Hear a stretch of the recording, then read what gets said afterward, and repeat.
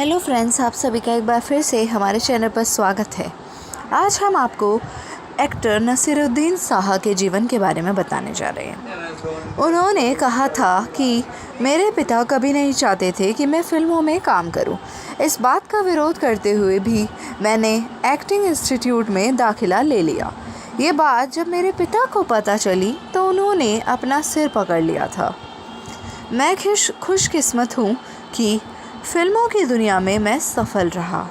हालांकि इसके बाद भी मेरे रिश्ते पिताजी से अनसुलझे ही रहे। मैं कभी भी उनको ठीक से समझा नहीं सका। ये बात बॉलीवुड के महान कलाकार नसीरुद्दीन ने खुद कही थी और वो मंगलवार को राजधानी के एक होटल में लिटरेचर कार्निवल कार्यक्रम में अपनी आत्मकथा एंड देन वन डे के विमोचन के मौके पर उस समय आए थे जब उन्होंने ये बातें कही थी।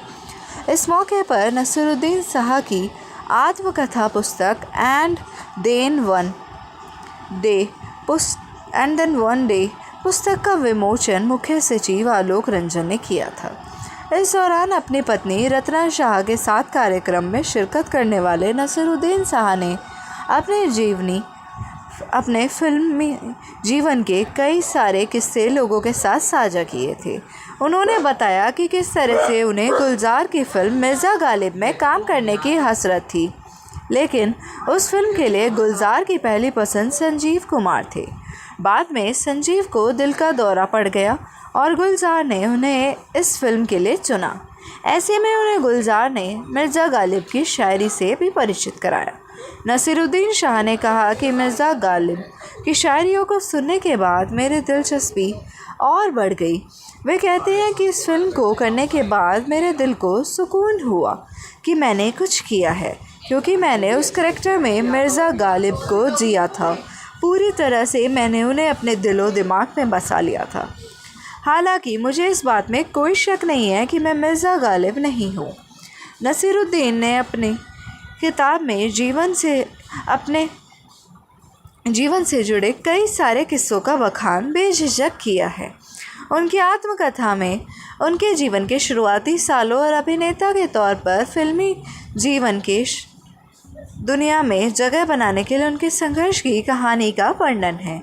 आत्मकथा में श्याम बेनेगल, गिरीश कर्नाड, शबाना आज़मी और ओम पुरी से रिश्तों को भी दर्शाया गया है। हालांकि जब उनके कार्यक्रम में शबाना आज़मी के साथ पर्सनल केमिस्ट्री के बारे में पूछा गया था तो उन्होंने गोलमोल जवाब देते हुए कहा कि पर्सनल केमिस्ट्री कई चीज़ों पर निर्भर करती है। उसे आप एक चीज़ से समझ नहीं सकते या फिर उसे जज नहीं कर सकते। और उन्होंने ये भी बताया था कि लखनऊ से उनका काफ़ी पुराना रिश्ता है। वे लखनऊ में ही पले बड़े हैं, इसलिए लखनऊ से उनका बहुत ही पुराना रिश्ता देखने को मिलता है।